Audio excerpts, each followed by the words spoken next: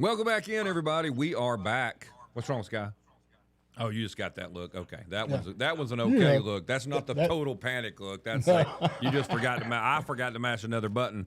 Look, but we are back, and just so that y'all will know, I have had a couple people send me. Yeah, okay. Some of them was one of them. I'll say it must be the CIA.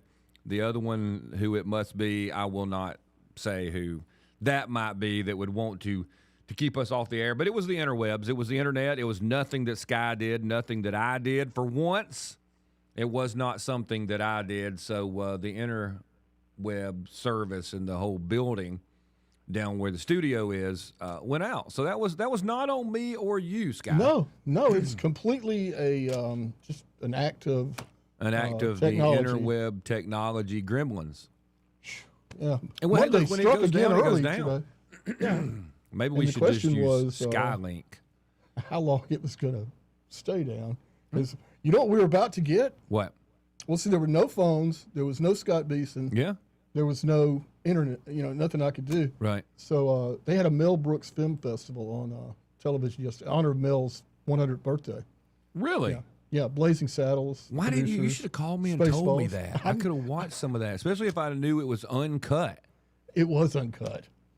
I mean, uncut, uncensored, all the things that would never, ever. All the how do we say? Yes. All the slurs. Yes. Were in it. Yes. Were they funny? Oh man, it takes you back to a time. I mean, everybody gets ripped, don't they? In Mel Brooks.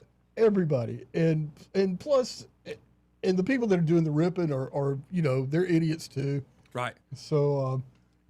I thought we could do do quotes. I started out with work.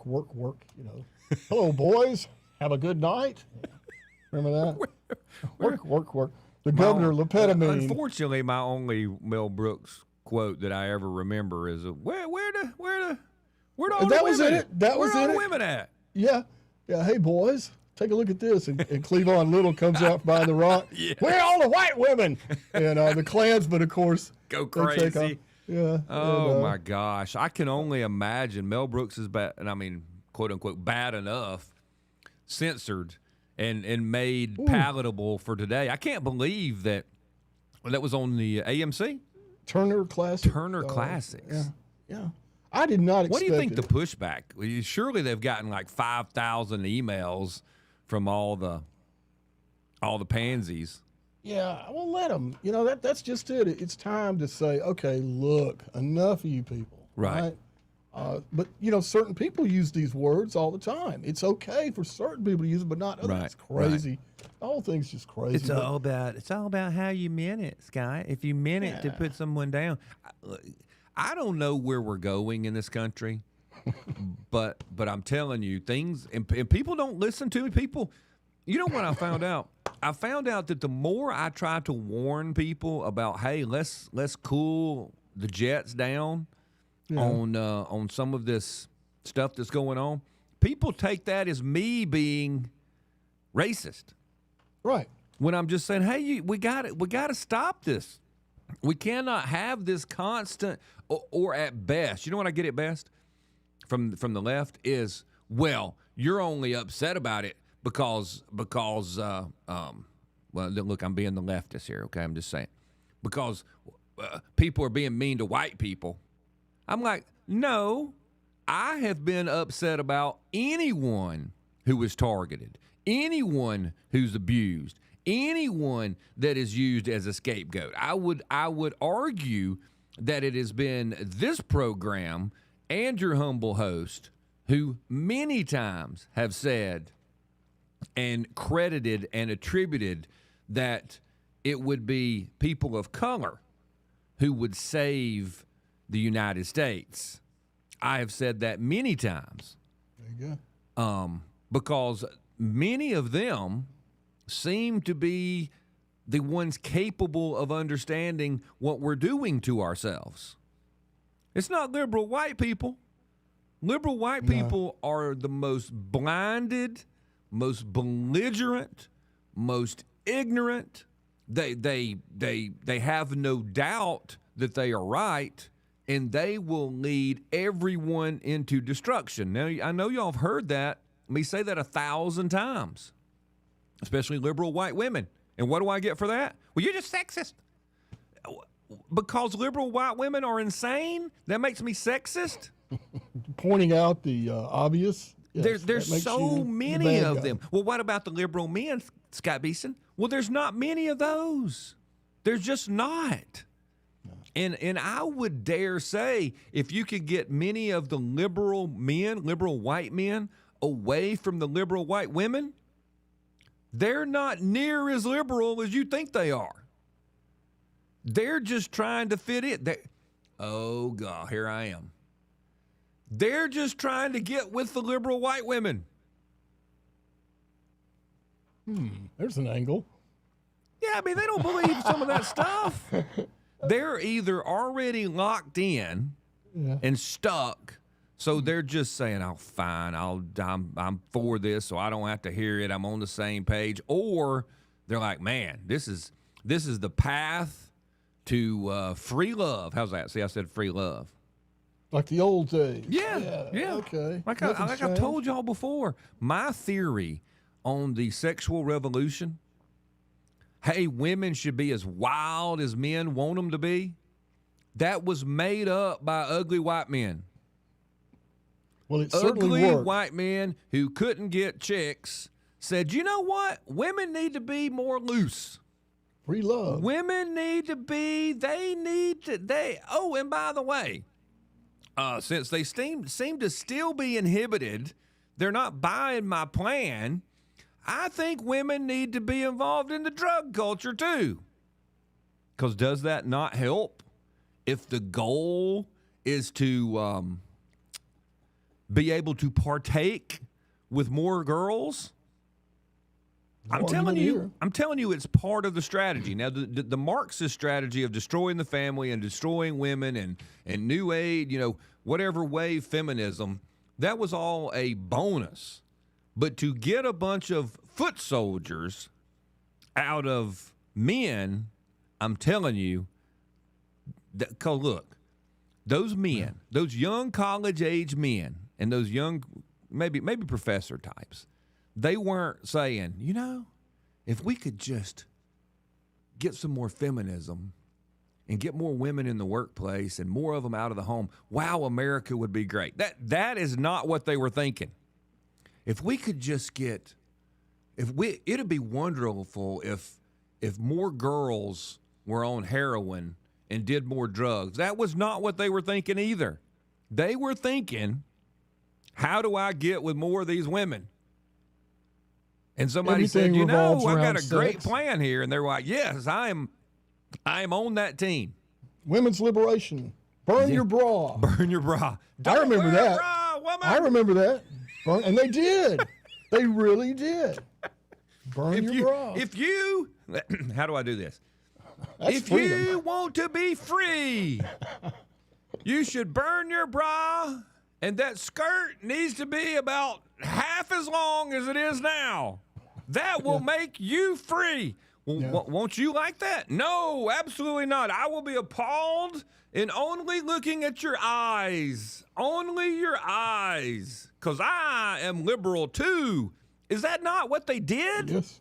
That's how they played it, at least. Oh, my gosh. That's how they. Of course, some of these liberal chicks at the time, they took it too far with the lack of hygiene thing. Oh, I know. They had to ruin it. That's the good thing about the liberal white women. They will ruin it. You're like, wow. Every time. She looks good. Here she comes. Whoa. Wait a minute. She didn't shave under her arms. Wait a minute. I don't think she's had a shower in a month. I remember. It was a long time ago, but some things you just can't forget. I think she has a book. No, that's a ring that she put on there on purpose. Yeah, it was a whole thing, though, and it was very successful. I can't believe. Women's liberation. I mean, I know it's deeper than that, but fight the power. For the love, really, what did we do? What did we get? And then all those people are in charge now, Sky. That's the really scary thing. The crazies from the 60s are in charge of everything. Yeah, they lost all the peace and love and brotherhood and ethics, and they kept the drugs. Okay. The drugs and the meanness. Yeah.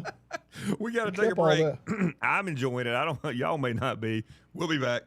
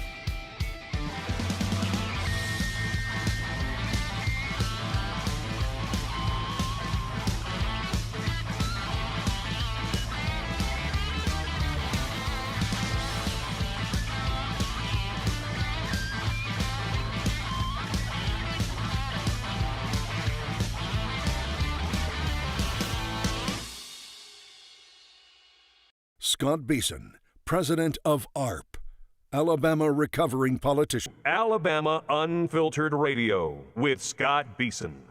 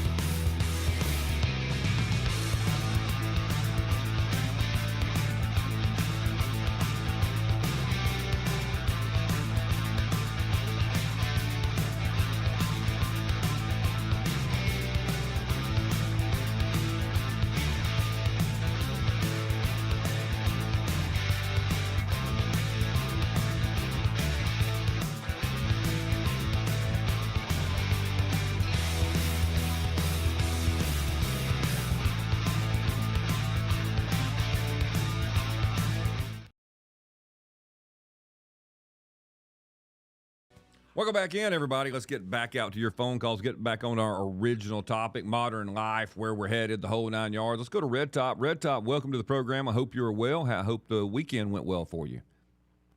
Oh, yeah. Great weekend. Very hot, but a lot of work done outside.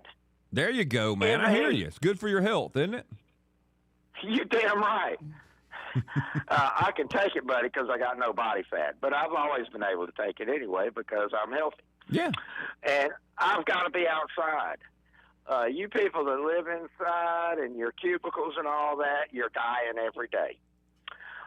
You have to be exposed to everything to be healthy, and I am proof of it. I have no allergies, get no colds. The only time I got the flu was in 1998 when I got a reaction to a flu shot. Yeah, did you quit getting the flu shots after that? Well, I didn't get any for years before that, but you damn right I did. I was making sure you were a fast learner. Yeah, because I was kind of pissed off because I don't get sick. And then I take this damn shot and I'm sick. I'm ready to go kick the doctor's butt, to tell you the truth. That's why I don't go to the doctor, because they're going to be held responsible for my illness if it ain't go right. Well, they are practicing. Y'all just keep that in mind. I fired more than one doctor in my life, especially with the epilepsy treatment. I fired the hell out of a bunch of them. Gotcha. And I did the right thing. Okay, let's get down to reality. Home ownership is what makes America great. Go to look at all these other countries. Everybody lives in apartment buildings. Mm-hmm. Not only are they basically prisoners when the government can do like the CCP and just lock the front door and put policemen in front of it, and you can't get out. And then not only that, it's a very unhealthy lifestyle. I understand some people don't want to cut grass and all that. That's fine. There's plenty of us that do. Right. And everybody's got a landscaper anyway now. Yeah. Yeah. And it's good for you, man. I got like a double row of hedges that are 10 feet tall and 30 feet long. Do you think, Red Top, it's about having something to take care of? Of course. Yeah. That goes with your whole mental well-being and outlook on life. If you're going to take care of your yard, you're usually going to take care of yourself. That makes sense. It does. That's if you don't have a riding lawnmower. I have one of both, and my push mower makes my yard look great. So now I'm doing a hybrid. I push mow the front, and then I ride the back. Oh, how big is your lot? I think it's only like a half acre. That's pretty big. Most of them are quarter acre. Yeah. But let me tell you what. You ride lawnmower drivers, and what is your deck? My deck width? Something? What do you need a riding lawnmower for? Yeah, well, I just do it now just to make it a little bit faster. Yeah, what you in such a hurry for?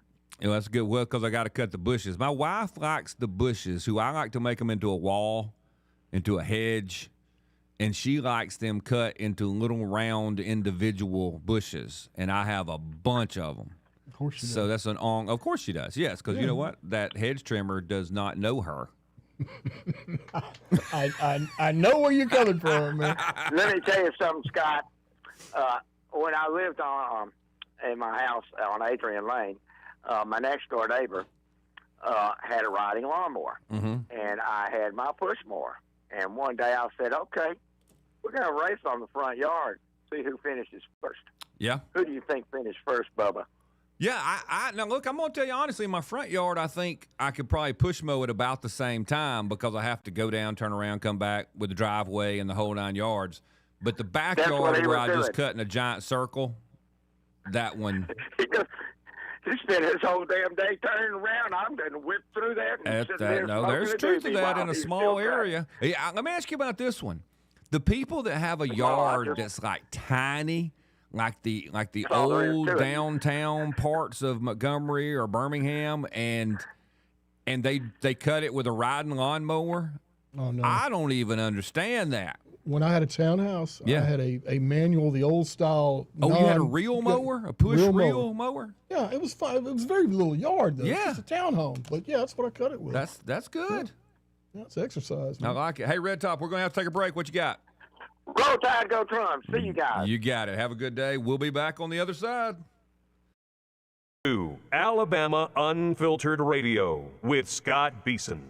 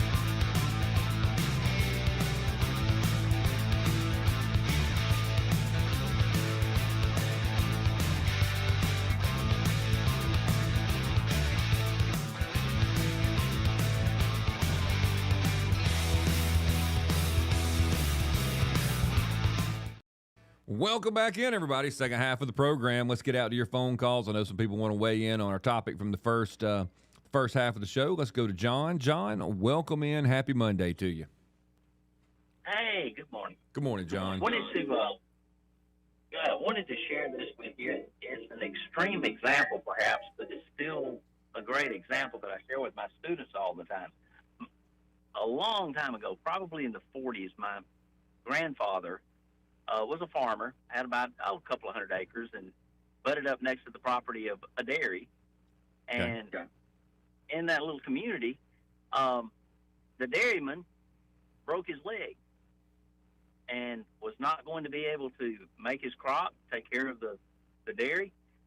and that kind of thing. So for about 6 months, and that year, my grandfather made 2 crops.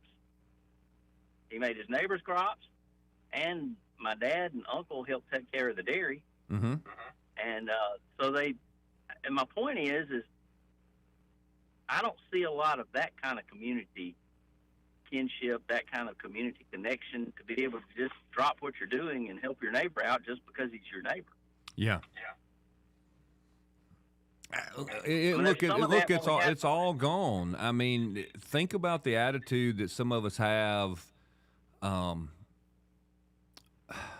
I say some of us, that society has, John, when, all right, I'll give you golly, maybe I shouldn't give that example. Say someone goes out and says something they probably shouldn't have said.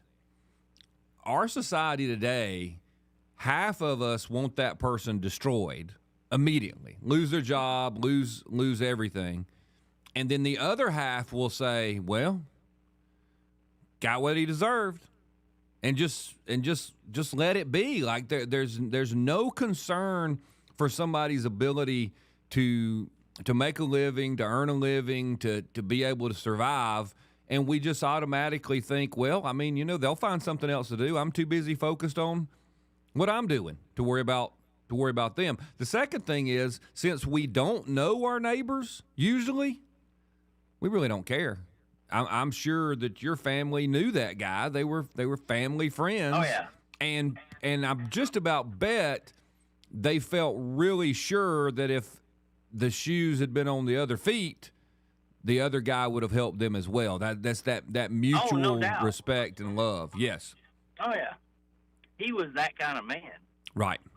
One of the guys, he was they were that kind of a family, and they would have done anything for anybody. He probably had done something similar to that before himself. Right. Yep.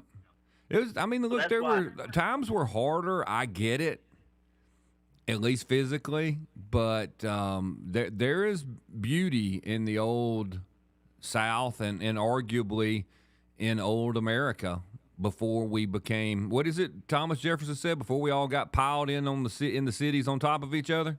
Yes. Well, another example of that is, for one thing, we have self-contained little universes in our homes now. Yeah. We don't need anybody outside. Right. We have our entertainment. We have our relationship within our family. Mm-hmm. We don't have as much of a need to get out. I'll give you an example of this.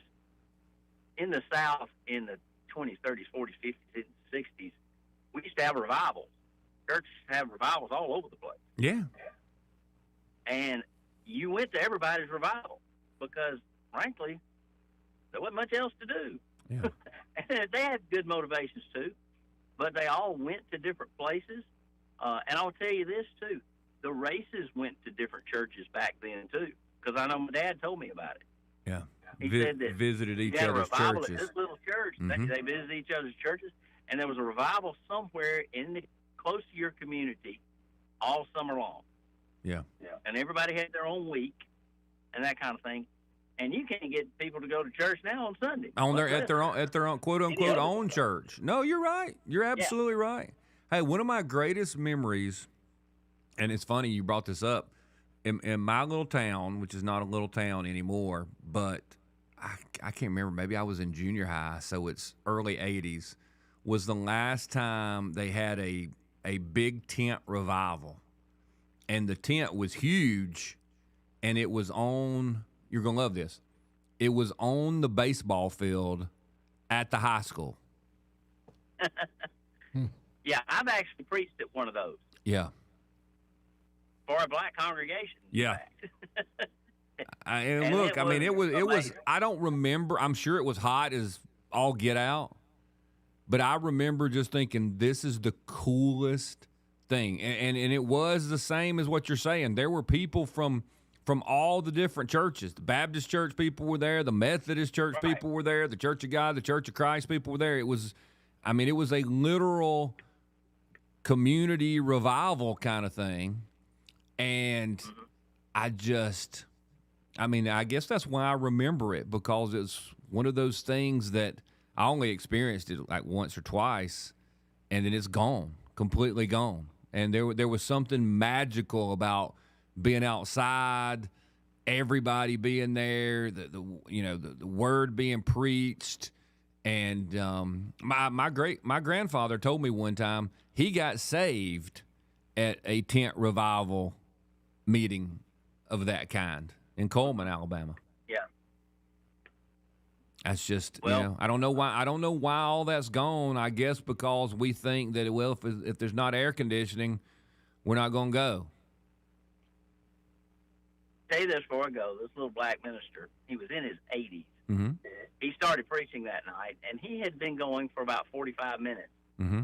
And he said, well, now that my introduction's over. You do have to be careful about the black pastors because you'll be there for a while. Let me tell you something, Scott. He was so good it didn't matter. Oh, that's awesome.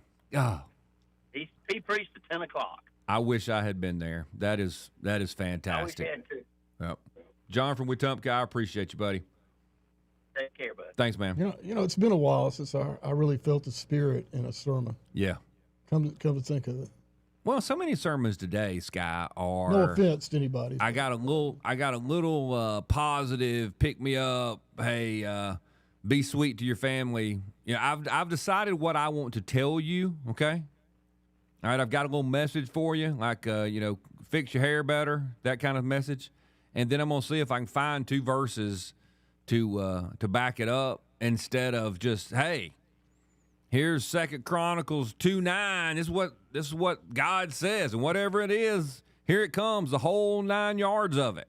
Yeah, But- there's something to that. I remember a few of those tent revivals in the hot summertime, and you could feel the electricity. Oh, and yeah. the Spirit Yeah. was moving people. Yeah.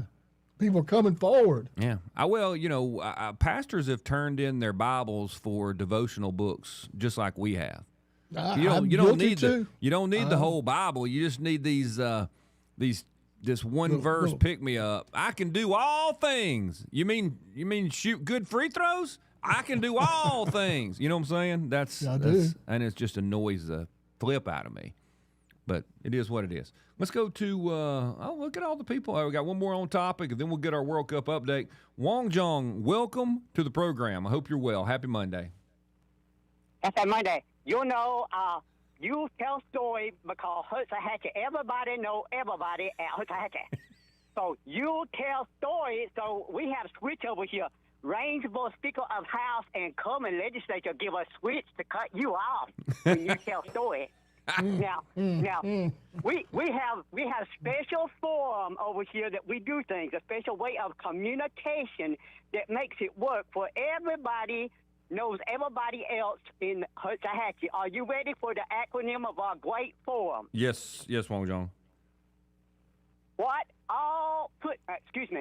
Put all rumors through your local interactive neighborhood eavesdroppers.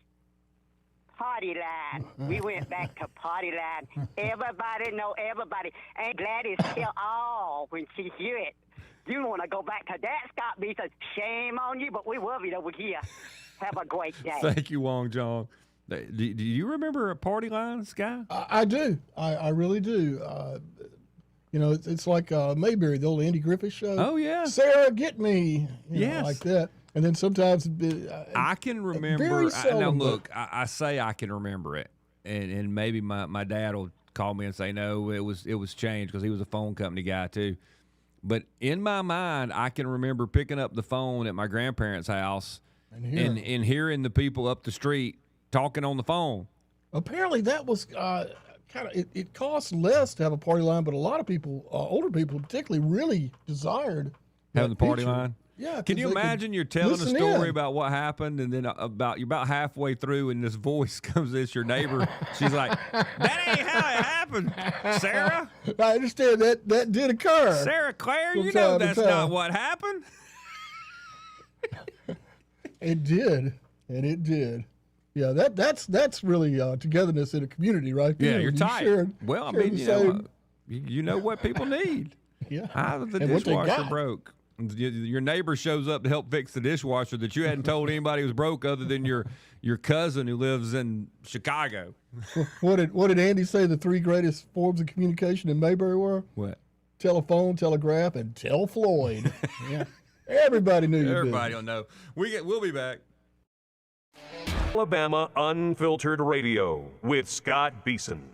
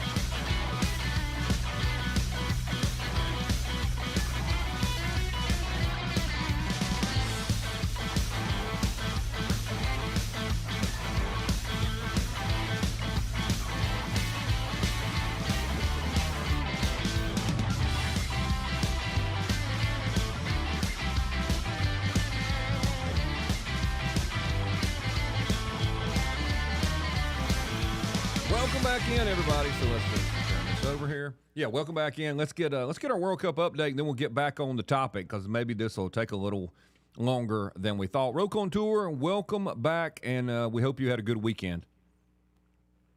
Good morning, Scott. I did, and I'm old enough to remember party lines, and I'm old enough to remember two gossiping aunts being the reason we were one of the first families to get off the party line and get a private line. That's pretty good. That is pretty good. Speaking of eavesdropping, I need to apologize for the phones going down. Somebody's trying to shut me up from giving you this World Cup update. We're all being trolled. There's a superscript. You're right about that. So where are we? What's going on? What do we have to look forward to this week? Well, yesterday was Division Day. Today is Immigration Day. Okay. Yesterday we had a country divided by languages. Canada defeat a country divided by races in South Africa. Oh, in really? Los Angeles. Canada beat South Africa yesterday. Yes, and the last time that South African sports were relevant in Los Angeles on the international level was when? 1984 Olympics, when Zola Budd, who was banned from racing because of apartheid in South Africa, applied and was granted English citizenship, raced in Los Angeles, and tripped the American Mary Decker. Really? It caused an international controversy. I did not remember that. Barefoot racer Zola Budd was a South African racer, could not race for South Africa because South Africa was banned because of their apartheid. So she applied and got British citizenship so she could race, and then ended up tripping Mary Decker in a race. Wow. On purpose? 1984 summer, changing lanes and cut in on her aggressively. Really? Yep, 1984 Summer Olympics. You can look it up. Where were the 1984 Winter Olympics held? Sarajevo, which is the capital of Bosnia-Herzegovina, which is who the U.S. plays on Wednesday, which coincidentally also divides the nation Croatia in two. Yeah, that actually does make sense. Good. Well, very good. Yeah. So when does elimination round? Now if you lose one, you're home. You go home, right? Correct. So South Africa went home yesterday. Oh, so that was the start of the elimination round, That was the bracket play. Yes, yesterday was the start of the bracket play, the elimination round. So today we have Germany versus Paraguay, and there are a lot of Germans in Paraguay that immigrated there, say, mid-1940s. Okay. If you remember why. I remember why. Some of them in Argentina and Brazil, too, right? Or Argentina for sure. So immigration number one, match number two, the Netherlands and Morocco in the 1960s. Netherlands had a severe labor shortage and imported a bunch of Moroccans, just the men, just to help with labor. But then eventually all the families moved, and Moroccans were the second largest immigrant body in the Netherlands. Yeah, And number three, Brazil, Japan. Brazil had a labor shortage in the late 1800s for their coffee plantations, started importing Italians, to the point the Italian government got involved and banned immigration because of quote-unquote exploitive farm labor tactics. So who did the Brazilians reach out to and start importing? Japanese. Brazil now has the second largest group of Japanese heritage people in the world other than Japan. Are you kidding? I've never heard that before. No. Fascinating. No idea. Yep. Imported them to work on coffee plantations. There are like 2 million Japanese people of Japanese heritage that live in Brazil. It's the largest minority group in Brazil. Wow. I bet those coffee plantations are clean and everything is where it's supposed to be. So that's where we're at. And for the rest of all that was a positive. Yeah. I don't know why no one will agree when you say something positive. They probably also know exactly how many beans have been picked. Yes, sir. Down to the cocoa pot, I'm sure. Now he's getting better. I shamed him into not commenting. That's pretty good. I appreciate that. So, and as expected, all the evil oppressors are expected to win today. Of course, they are. Yeah. The colonial powers are all expected to win because they went out and got people from the non-colonial or from the colonized countries to play soccer for them. Exactly. Rig everything. That's pretty good. We got to expand that tomorrow. Roke on Tour, we appreciate it, buddy. Well, what about the U.S. now? That's Wednesday or Thursday. Wednesday. Okay, I don't want to miss that again. Yeah, Wednesday, 7 p.m. Oh, it is at night. Okay, I thought it was in the daytime. It is at night. 7 p.m. our time, God's time. Correct. Okay. We got it. I'm set. Roke on Tour, we appreciate it, buddy. Talk to you tomorrow. Y'all have a good one. All right. Thank you. It really is true that the European, I mean, they've got some of their own players, but like France is playing nothing but people from the countries that they colonized. Yeah, and now they're being colonized. So so it all works out. It's almost like the history of the world is being colonized. Hit a big reverse. The difference with Europe is, Europe has one of these mindsets of we do what we want. So we want to go and take over your country. We do, and then we feel so bad in the leftist. We've decided that we're going to forcibly bring you to our country so that you can take over our country because that's what we want. We want to be taken over to punish us for when we took you over. So it that works misplaced guilt, and that's exactly apparently what's driving underneath. Oh yeah, this agenda. Now it's still a flex of power. Oh, absolutely. We're going to go get you. We're going to open the door and purposefully welcome you in to destroy us. Strange how all that occurred at exactly the same time in Western Europe and United States and Canada. It's almost like it was a plan. I know. It's the weirdest thing. Mm-hmm. I saw someone talking about how the world is going and how Europe is basically becoming more and more irrelevant. Nobody cares. And that America is solidifying its control in the Americas. And you know what? The only pain in the butt, burr on the backside of the United States doing that is? What's that? Canada. And it says because Canada fancies themselves as a European country. Truly.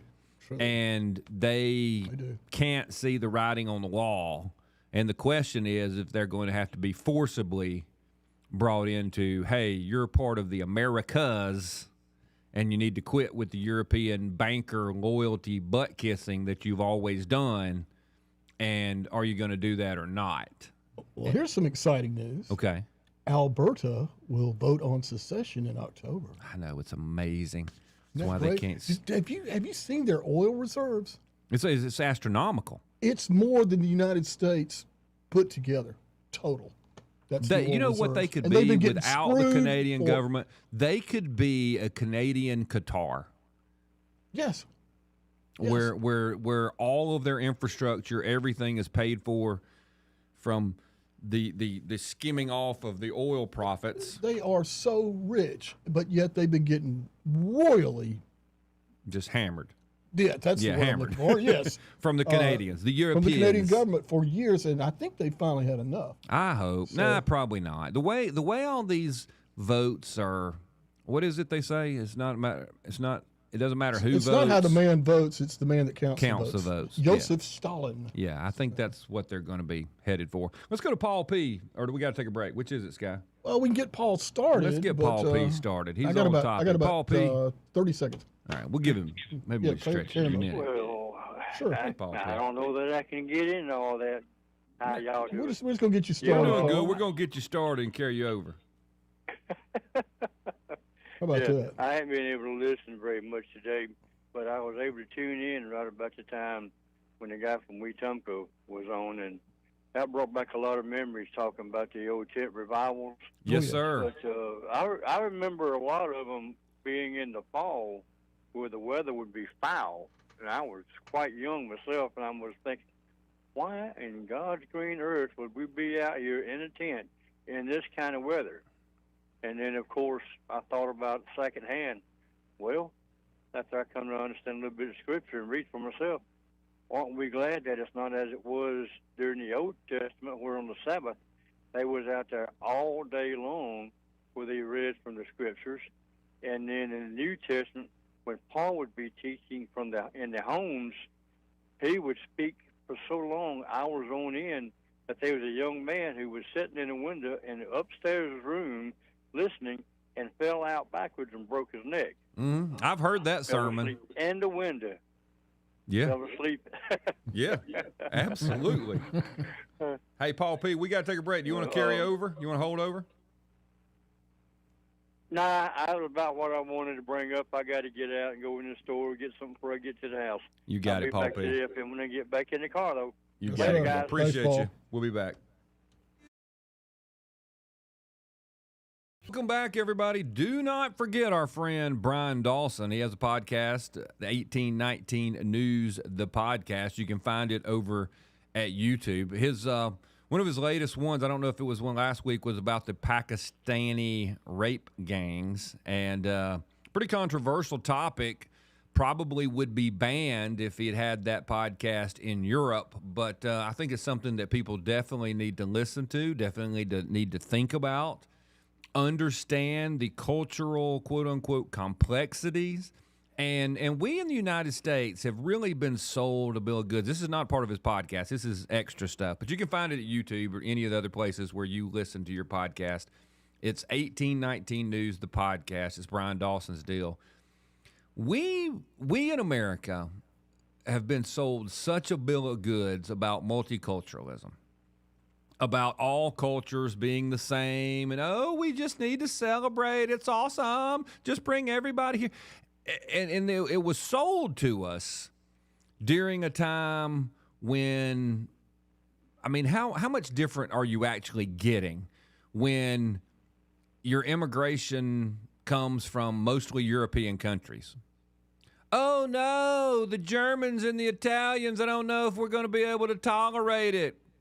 One of them likes Wiener Schnitzel and the other one likes spaghetti. Oh no, they're both Christian peoples and countries. We'll never be able to make it. Hopefully we can overcome our differences. Yay, melting pot, it's awesome.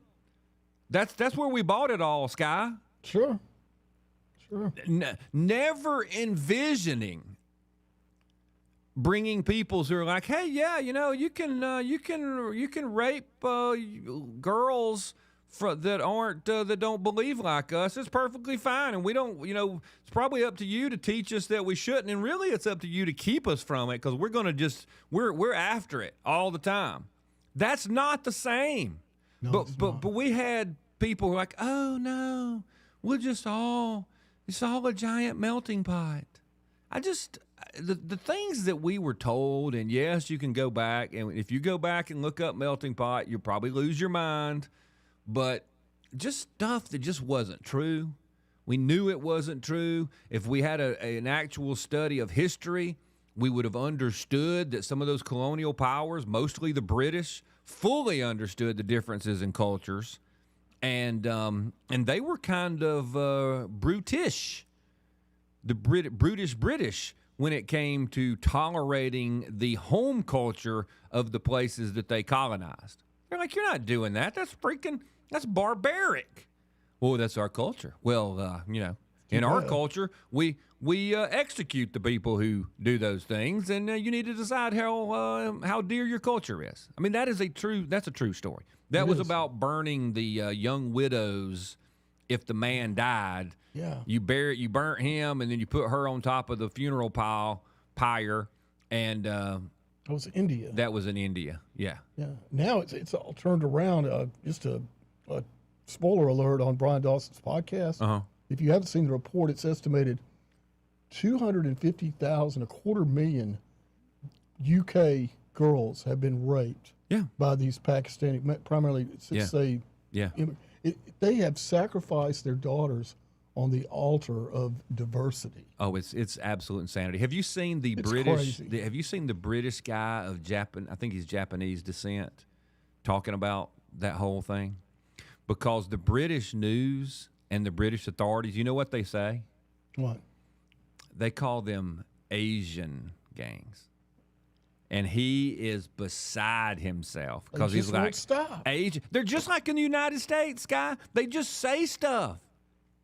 Did you know that in the United States, they made, when they're doing the categories, so they needed terrorists? You know how they were saying for multiple years how the biggest threat to the United States was white terrorism? Right, because they counted the Islamic. They categorized the Arab Islamic folks as white so they could say, we're really worried about white terrorism. You can't hate the media enough. Well, the government's right there with them. Of course, and they work in lockstep. But if the media had been honest, they would have said, hey, this is what the government's telling you. This is a bunch of bull. This is who we're talking about. But to hear the Japanese guy go, yeah, because, you hear so much. He's so sarcastic. He's awesome. He's like, yeah, there's just all kind of Japanese and Koreans and maybe some Chinese running around doing rape gangs in London. It's fantastic to hear him say that. He's like, of course, he can't say that in London, or he'll be. He'll get a little visit and probably some time. There. Yeah, that's how bad it's gotten. It really is. It's unbelievable. So hopefully y'all can go listen to that. 250,000, and they acted like. I mean, even a year ago, they acted like there was no such thing. Remember? No, and if you spoke out because your daughter had been raped, you're the one that got investigated. Yeah. This is just completely insane. How do police officers, and we've talked about it here, because there's nowhere else to go. That is their only income, and there's nowhere else to go. So a man who has no other way to provide for his own family, especially if you have a country with limited economic opportunities, which Britain is one of those now. Certainly. You can't hardly tell your boss, no, I'm not turning a blind eye, or I'm not going to arrest Sky for saying the truth. No, they all go and do as they're told. Doesn't make it right. No. And there's going to be reprisals as we're starting to see finally a movement in Britain, but against what they call the perpetrators, the enablers. Yeah, the people who turned a blind eye. Yes, traitors, if you will. Yeah, no, they are. There's no doubt about it. God, we only have 30 seconds. Let's go to this break early so we can give Soldier Boy a little more time on that other side there. And so we can do that on some, but not on all. I shouldn't even mention that it was possible, but we'll take a break. We'll be back. Alabama Unfiltered Radio with Scott Beason.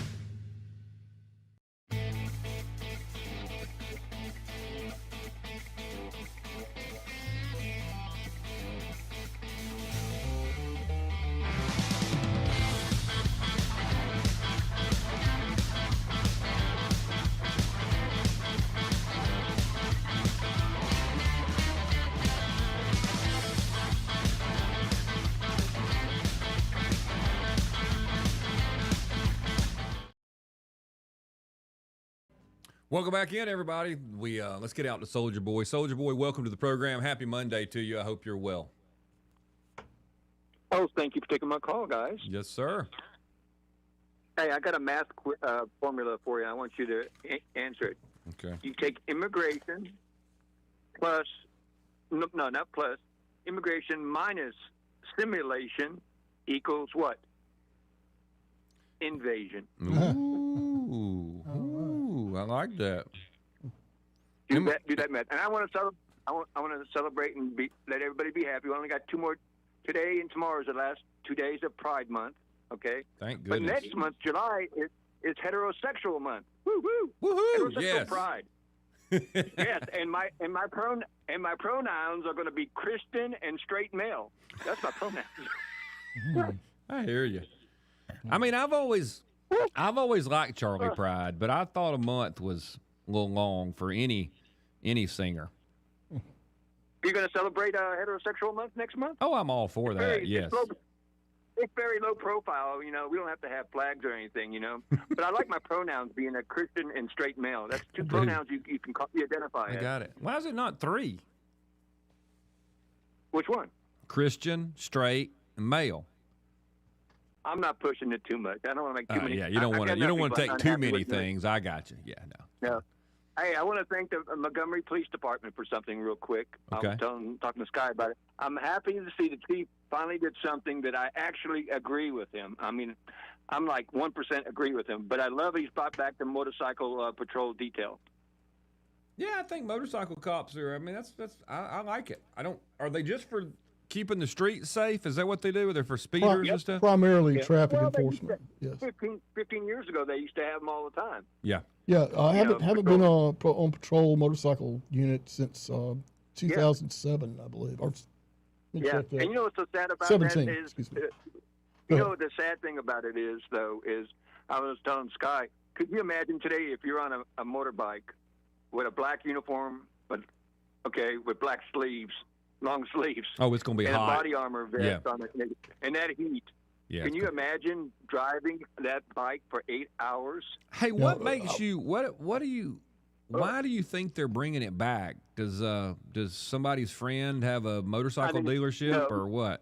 No, well, I remember 15 years ago, Scam and Sky were talking about, they had Harley Davidson electric glides, those big bikes, right? Big bike. You had to be a man to hold that up at the stop sign.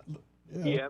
And then they switched over to the BMWs, and there was a big stink about that. It's like, why buy? We got American bikes. Why are we buying, foreign bikes? Right. And didn't they just Because we wanted them motorbike. not to break down and leak oil. Hey, wait a minute. Oh, don't tell that to the Harley guys out there. They're gonna be upset. Well, that Harley's a foreign company now, aren't they? Yes, that's true. Yes, That's AMC, sad as isn't that. it? Yeah, I don't remember who And bought it's them. the same bowling company. They were bought by AMC, the same company that owns. They used to do bowling balls and everything. But AMC bought the bikes. Okay. But I hate to say it. I'm happy to see that because now we'll have at least more visibility of patrol officers, be it male or female. Because I remember, Scott, you remember those big bikes, those big Harley electric lights? My God, you had to be a man or a woman enough to handle that thing. That's the way you started out with MPD. Was you didn't go to a patrol car. You went straight to the big hog, and you had to earn your way through. And by the time you got through that, you were seasoned. Air conditioning. Yes, sir. You appreciate and you don't bitch about air conditioning. That's right. That's right. So I'm glad that any more police presence in Montgomery is a welcome. Well, I'm just happy it's something positive. We had another homicide over the weekend. Yes. Yeah. Just one? Okay. Y'all should be celebrating. Well, we had 2 or 3, but they weren't homicides. Well, we got a couple in critical condition. Oh, so- yeah. Because we quit counting how many people get shot, right, or stabbed. We Oh, only yeah. care about the ones who die now. Dying in What's that critical song by conditions all over. What's that song by Ice-T? He's got a rap song. Ice-T's got. It's called Body Count. It's pretty interesting. You got to listen to the lyrics. Pretty interesting. It's nothing positive for children to listen to. I bet. It's kind of grim. But you know what? A lot of people always ask me, it's like, Soldier Boy, why are you so, you're so negative all the time? You're a pessimist. I was like, no, I'm not. She said, well, you sure as hell ain't an optimist. I was like, no. When you reach my age, Sky, and you know that, I become a realist. That's it. Hope for the best. I told that lady yesterday, she got all a progressive liberal in me in Publix, and I told her, I said, I believe in fact. I don't believe in emotions. Goodbye. That's where you lost her, right there. Thank you, brother. I shut her down. I shut her down so quick in Publix in the seafood department. I was like, shut her down. And she was trying to start some crap with me, and I was like, you know what? I just don't. But make sure we all go out there and celebrate. We're going to celebrate a heterosexual month next month, and it's starting 1 July. All right. Well, thank you, Coming Soldier right Boy. up. I appreciate you. Thanks, man. All right, have a good day. So I looked up the story on Harley Davidson. So back in 1960-something is when AMF, the bowling ball, sporting goods, whatever, people got it. Then in 1980-something, so the founding era went from 03 to the 60s, and that was William Harley and Arthur, and brothers Arthur Walter and William Davison. Then AMF gets it in 1969 to 1981. That's when AMF's ownership ended, was 81. Then a group of Harley and executives led by Vaughn Bills and Willie G. Davison bought the company back in 1981, and then they went public in 86. So it says who controls Harley Davidson. So it's a board of directors, shareholders vote, and according to the AI, you're going to love this part, Sky. However, 2 of the big folks is BlackRock and Vanguard. They're everywhere. They're in everything. They hold the largest controlling box. Of course they do. Yeah, but they bought it on behalf of your retirement system. So see how they're just helping you? Cool hand, Luke. We got to take a break. We'll be back.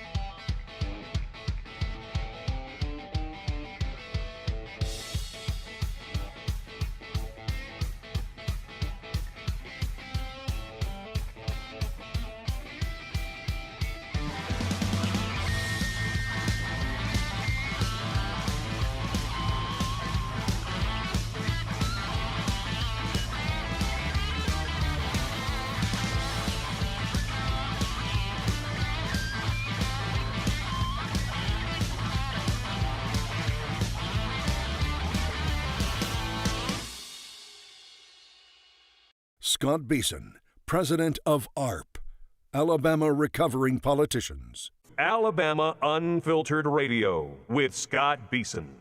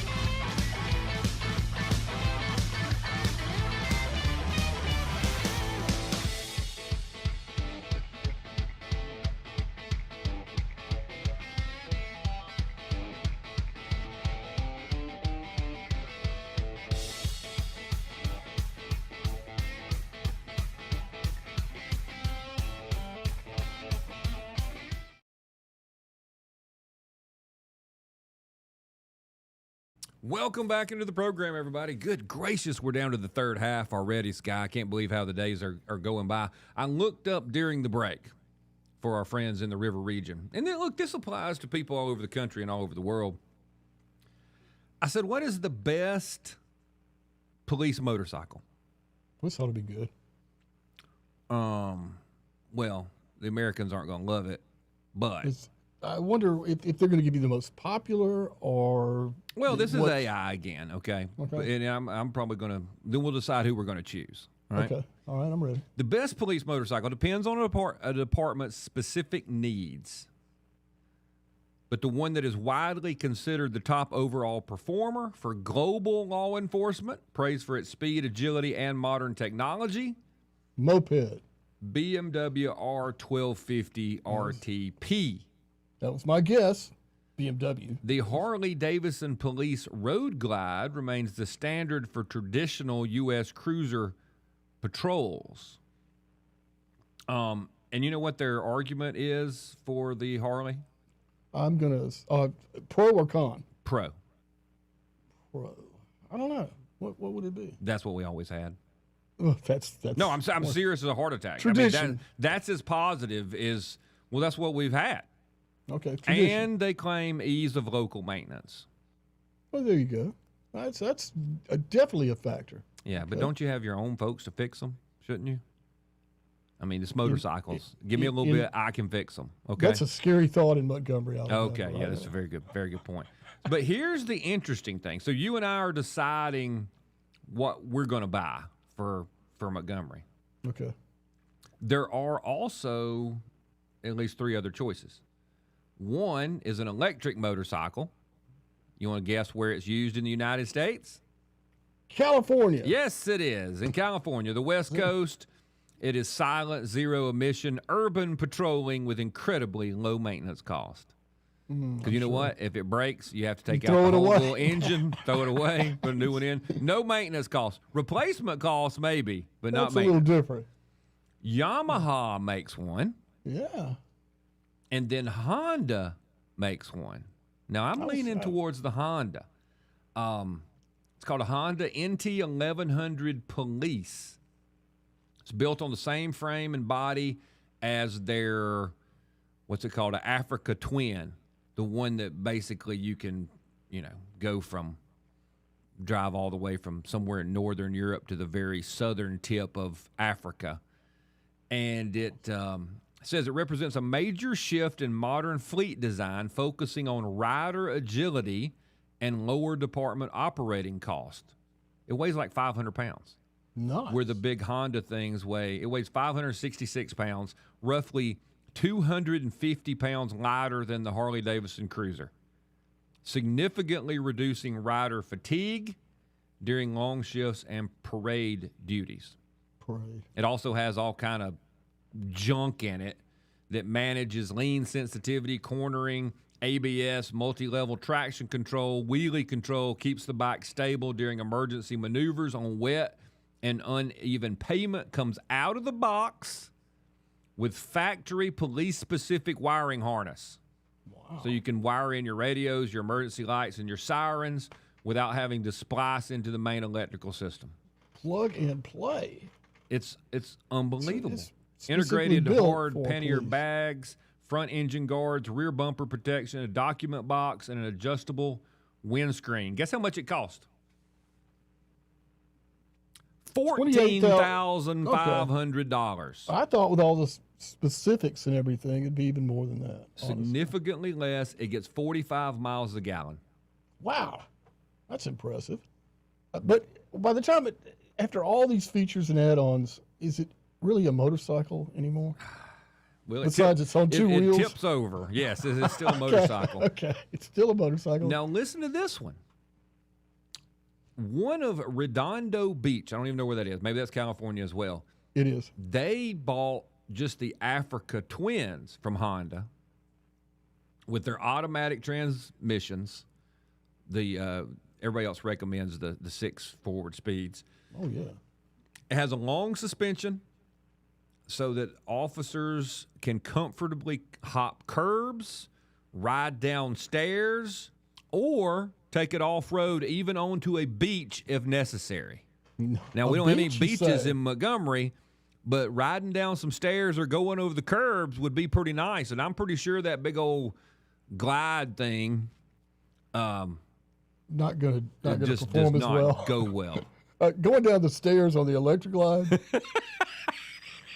You got to be Evel Knievel to even attempt that. I think. You know, back in the old when you days. get back to the shop with the electric glide, and they're like, What did you do to this thing? where are all the parts? Well, they rattled off back there fell on off Dexter on the Avenue when I stairs. went down the steps, man. Oh my gosh, the Honda thing looks good. As someone who's ridden a couple of different motorcycles, I would prefer the lighter, more nimble motorcycle. Now, Absolutely. on If the you're gonna have- interstate, maybe you need that giant glide feel and you don't want to get pushed around by the wind, maybe. But if I had to do anything on it, like turn around and go back, one of the things it actually says in some of these articles I read during the break was being able to make a U-turn is a big deal. So imagine the guy on the dirt bike. He's leaned he's over, gone, got one man. foot down, he's back. Imagine the guy on the giant 900-pound. He's like, He's gonna be a minute. yeah, because if he leans too much, he's scraping. And some of these motorcycles do under 4 seconds, 0 to 60. Yeah. You're not gonna outrun them. So I'm leaning towards Honda. They don't have that big look, but you hadn't had one in so long. How about get one of all? But if you can buy two, $15,000. I don't know what the lights are. I bet the lights are boondoggle city. I bet you police lights on cars and motorcycles just cost outrageous. Probably don't only you one think? supplier. Yeah, and you've got to meet their specs and buy from them. So. Oh yeah, I bet you. Oh, can you imagine what the specs are? There's some little private organization funded Never fully moved. by the manufacturers. They're like, hey, your LED lights for the police car must meet these guidelines. It's probably submersible to 150 feet, and we'll take a bullet shot, and you're going to have to replace it. How much you want to bet it's some crazy thing? And you could probably go down here to Amazon and order LED lights that would probably, get the job done. Absolutely. I don't know. That's Or what Terry I'm Adams. leaning for. I'm sure you nor I are going to be on the committee, but I like these lighter motorcycles. Yeah, absolutely. And plus, as you're going to have females, in the police department. See? Now, you're going to start. So If you care about diversity, equity, inclusion, you definitely should have Want a some lighter lighter, motorcycle. smaller motorcycles. 500 pounds is still heavy. that's a load, but not anything compared to what it used to be. Yeah. I'm telling you, those were real men. Yeah. That started out, and a lot of them washed out. They just couldn't take it. Montgomery, Alabama, July, hauling that hot. No, that's too much. They anyway, Don't run from them. that's what we've decided. Now I do like the BMWs and stuff. Now you could scat away from the police cruiser on your dirt bike or your little Yeah. mini bike, and I know this to be a fact. You heard. You had a Yeah, friend I who heard all about it. But man, one of those motorcycle cops got after you. you're in You better trouble. just go ahead and stop. Just go ahead and pull over. Yeah, they hold a grudge. Well, too. if you had known that they couldn't go through the dirt, because you don't want to take one of those giant things through the park. You know what I'm saying? Well, as long as you build up enough speed, I think. So it'll keep gliding across. Yeah, it doesn't work on the golf course. So I found that out. So, Oh scoot my right along. goodness! Let's do some Alabama news. Senator Katie Britt, story by Craig Monger over at 1819 News. She is touting the housing bill. Of course. She rejects the claims that it funds housing for illegal aliens. She also says that it does not use any new money. Was it use old money? That's what I asked. That's exactly what I said. You know what that means, Guy? No. That means like, hey, I'm going to go eat lunch today. Let me see if I'm using new money or not. Hold on. Got to see here. Hold on. Check that serial number. That's exactly, okay. My 5, my 20. Hear that? Yeah, it's crazy. That's the sound of old money. Okay.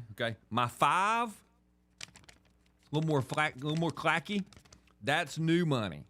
So as Senator Britt would put it, depending on how much I spend, I'll have to decide whether it's old money or new money. But no new money. That's some political I can't reasoning believe, right there. I can't believe anybody would say a federal program, we're not having new. That's not what I said, Scott. Well, that's what I read. It was something like new money. Let's see what she says. I can't find it. I'll find it for you on the other side. We'll be back.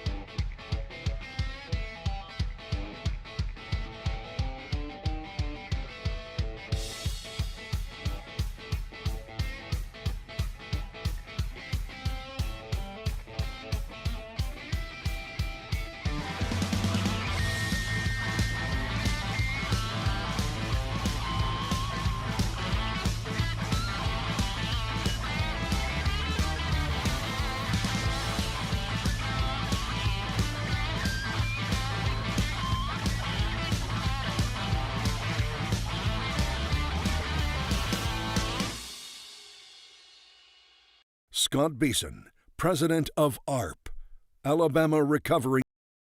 Welcome back in, everybody. Golly, boom, the day is flying by. Here's the part I was trying to find for you. In my mind, it transfers it translated into no new money in the, what do they call it, affordable housing bill? Yes, Road bill or something. Here's what it says. Let's see. Britt contends that the housing bill would help American families, giving more citizens the ability to pursue home ownership, a reality of former generations that continues to grow more illusory for young families each year. She believes this housing bill makes meaningful changes to address our nation's affordable housing crisis, including helping move more people from government dependence to economic independence.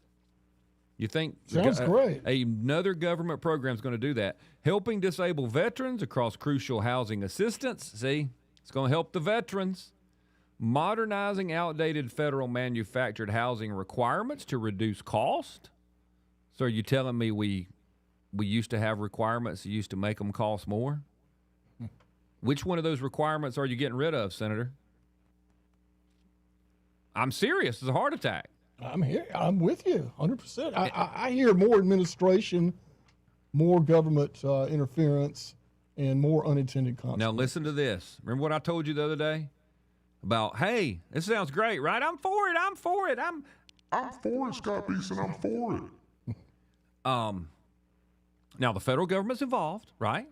Of course. In the statement, okay, from Britt's team, helping preserve housing access, which just sounds all New Washington, right? Housing access for more than 400,000 rural families. Rural, R-U-R-L, rural families.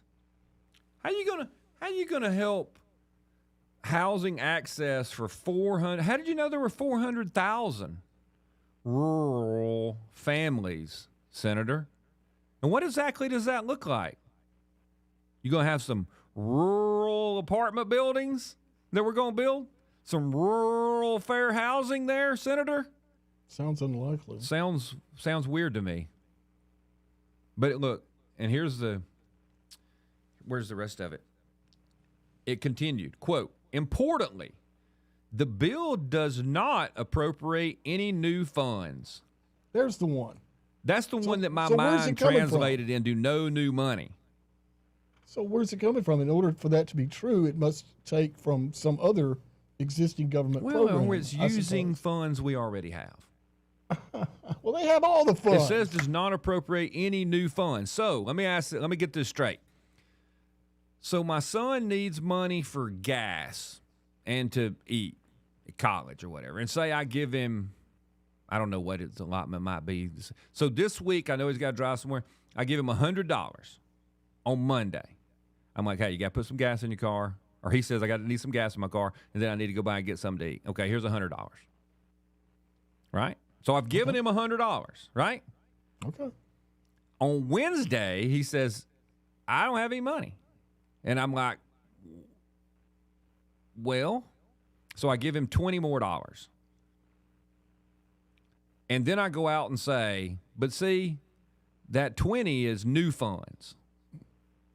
I totally pretend the 100 I gave him on Monday doesn't exist. You get what I'm saying? I think so. It's that's difficult, Washington speak for there's no new funds. We already decided we're going to spend a gajillion billion dollars. Oh, okay. Okay.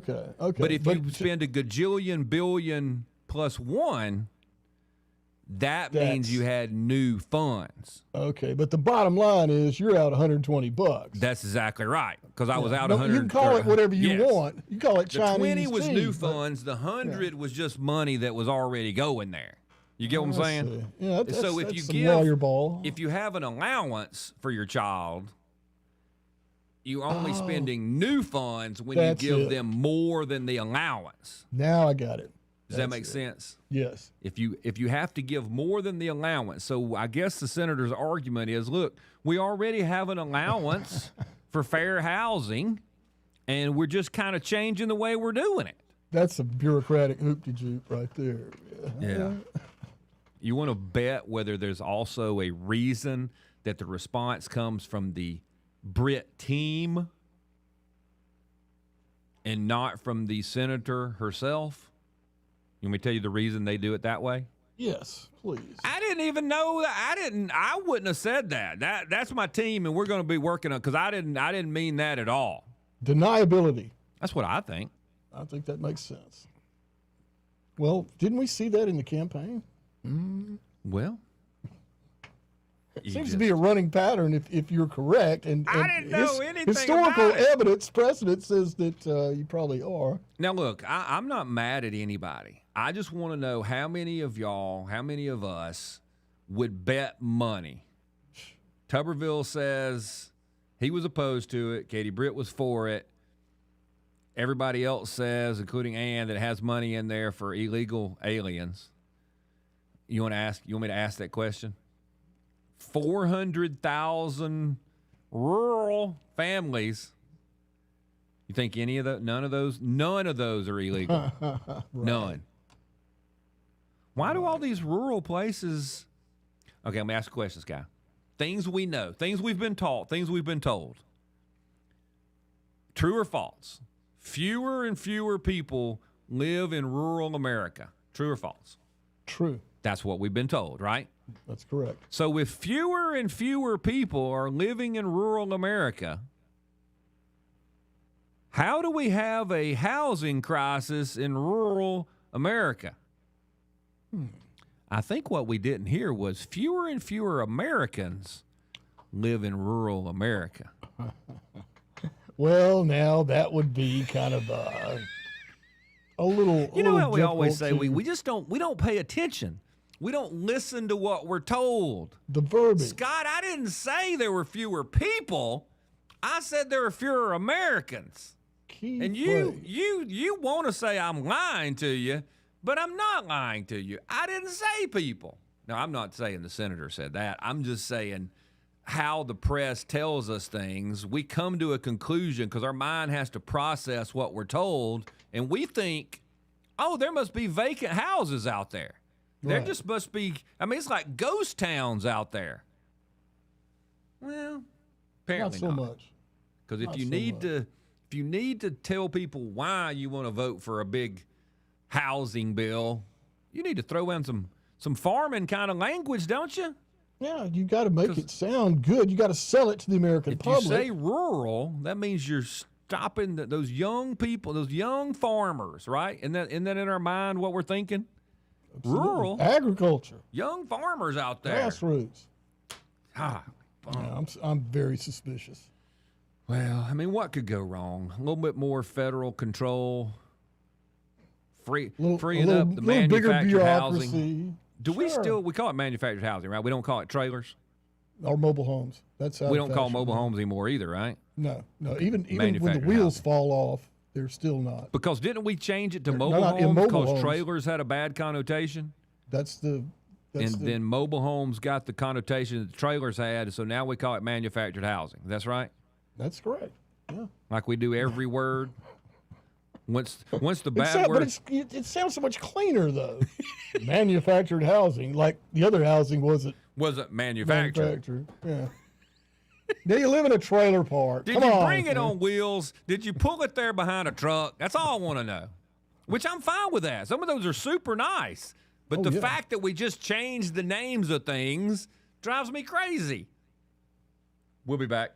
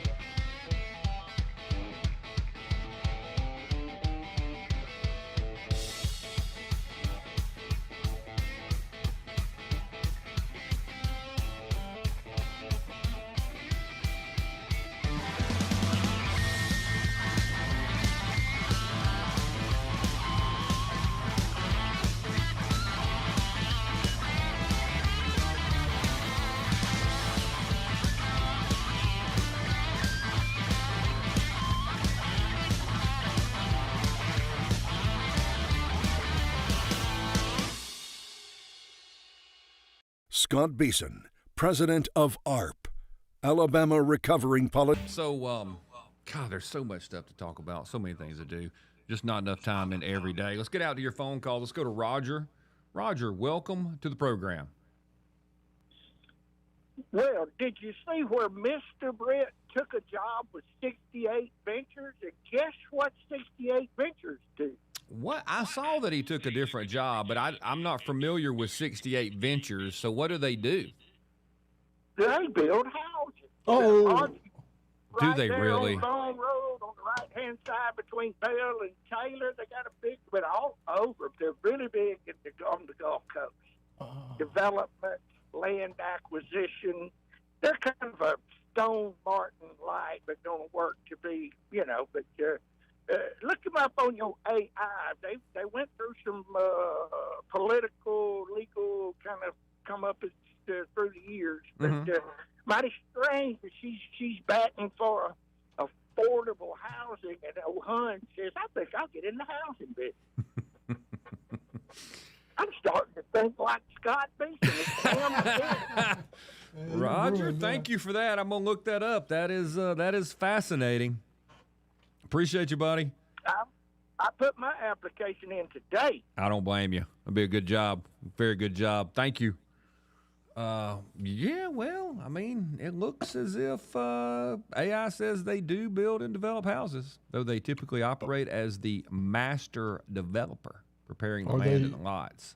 Okay. Well, that's even more lucrative, I understand. Huh. Wow. Interesting. Very interesting. Let's keep go an out eye on that.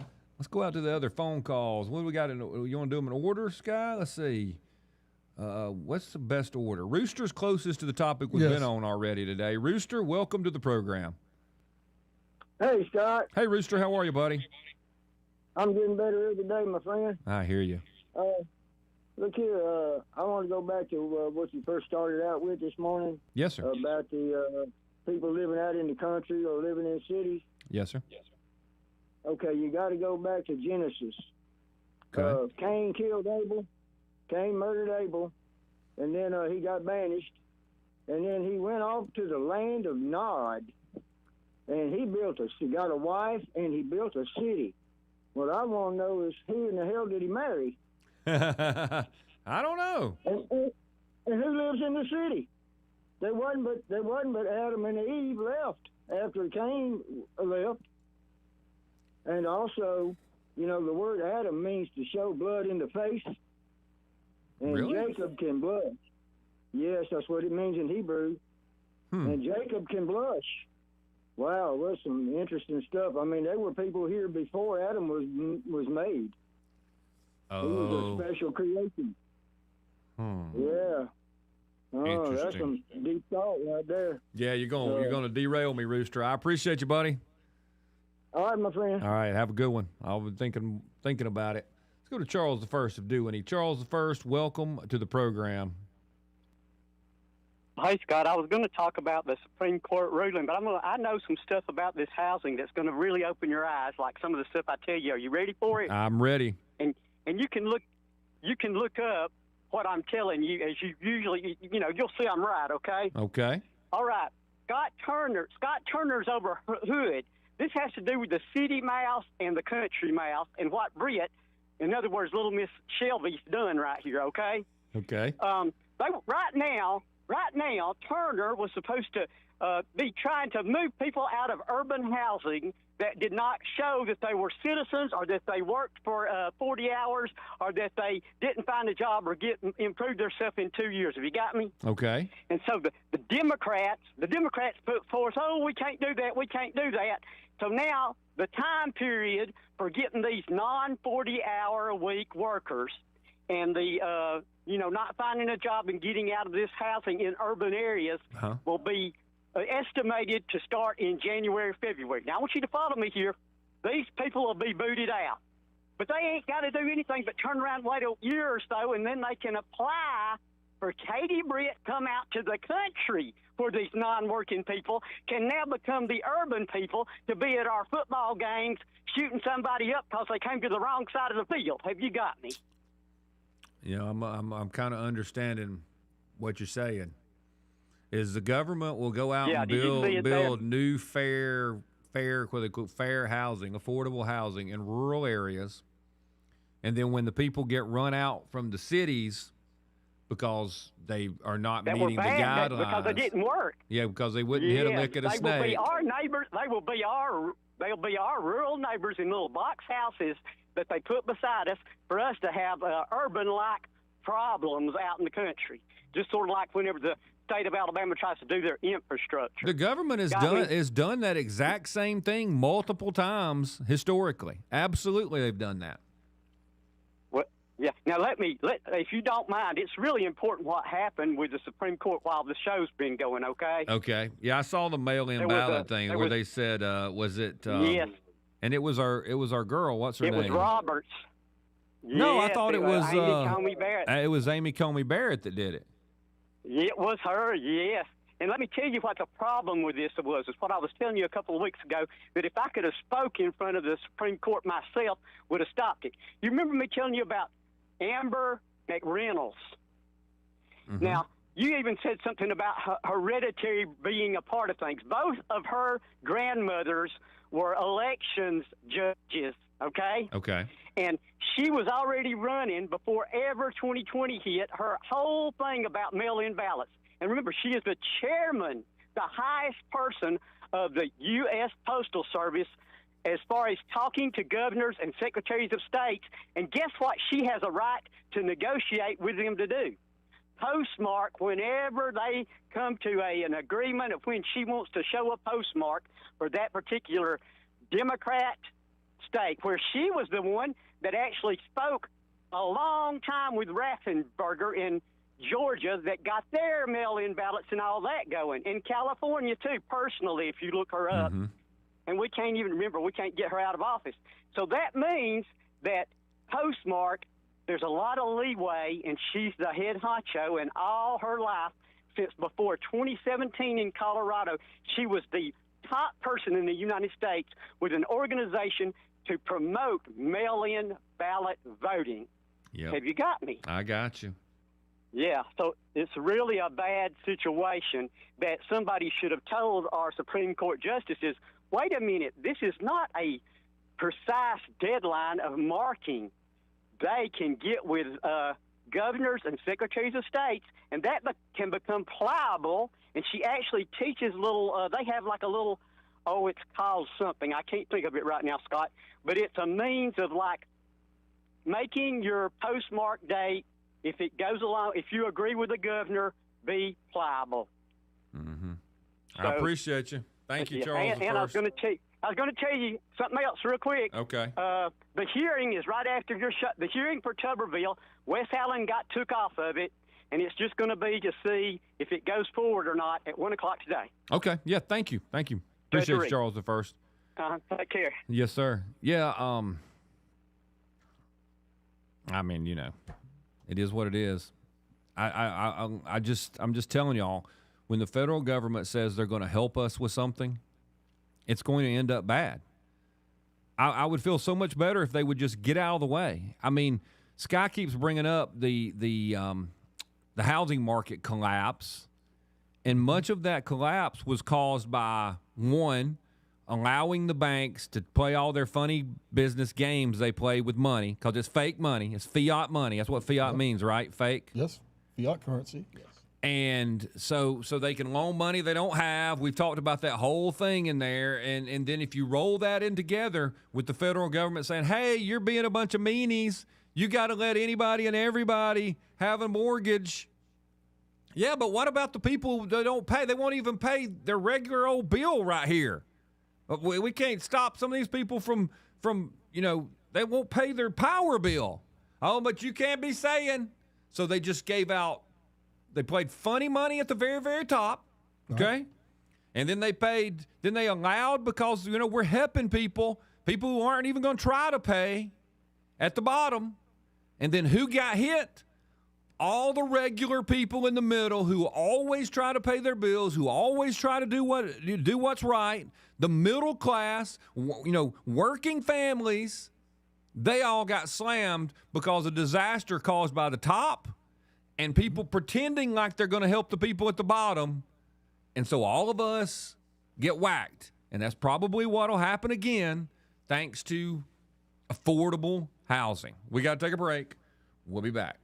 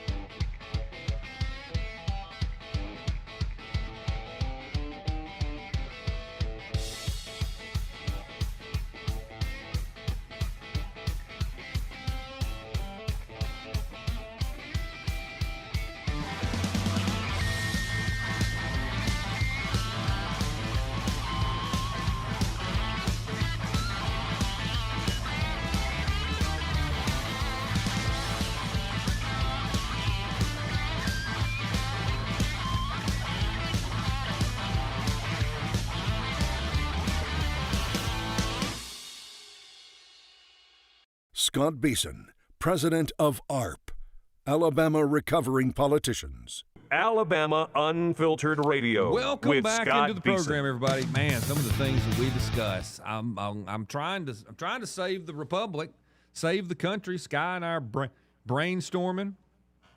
Unfortunately, some of the things that we come up with, somebody will be like, "Well, that's a socialist thing." Well, it's not. It's not really.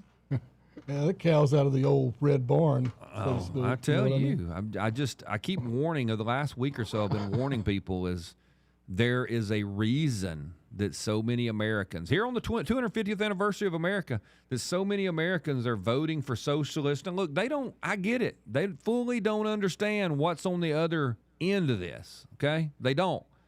They just see this tunnel. They see a light at the end of the tunnel. And they're just running down the tunnel. Now on the other end, sounds good to them. The other end's a blowtorch, and they're going to get burnt into crispiness. Well, look what a 30-year-old, what's been done to them.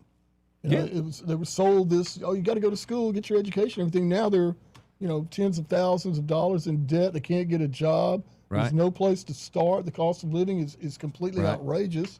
Yeah. They feel like it's a rigged game. I'm sure. Well, I mean, it kind of is. It's back to your thing about the bankers, Sky. Yeah. I mean, when the government said, "Hey, we'll help you go to college. We'll make college affordable," right? Yeah. And now as we compare it to, we'll make housing affordable. Here it comes. So how is it that when college became, quote, affordable, you ended up with tremendous debt going to college? So how affordable was it? Hey, we'll help you get easy money to go to college, just like we'll help you get easy money for a house. Let me ask you a question, Sky. I mean, I just don't understand. Scott, it's because you're a peon brain. You don't understand things like we do. We went to more college than you did.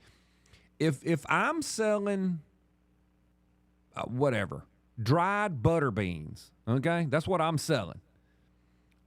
And the government, if I find out the government goes to Sky and says, you know what? We've got a new bill called the Butterbean Affordability Act, and we're going to help you buy butter beans from Sky. We'll actually give you $2 for every bean that you might want to buy. Well, guess what the price of my butter beans just did? Just went up $2. That's exactly right. Yep, just like tuition. Yeah, like exactly. house, just like yeah. So now I'm Insurance, the one making more etc. money. I'm the same old butterbean evil guy I was before, the butterbean magnate. The butterbean baron is what I am. And now I'm making more money off the butterbeans. But they helped make it more affordable for Sky. Actually, they gave him $1 and they loaned him $1. So now Sky's buying this 3 more butterbeans, but he owes $3 to the bankers. In government economics, that's working just like it was intended. Yes. But it sounds so good. And so Affordable butterbeans. Who's against that? Yeah, and so everybody, a lot of money made. And you know what they'll do? Sure. They'll come out with a study that says the economic impact of the Butterbean Baron legislation making butter beans more affordable, Butterbean Affordability Act. And it'll say that because of the Butterbean Affordability Act, 10 million new jobs were created.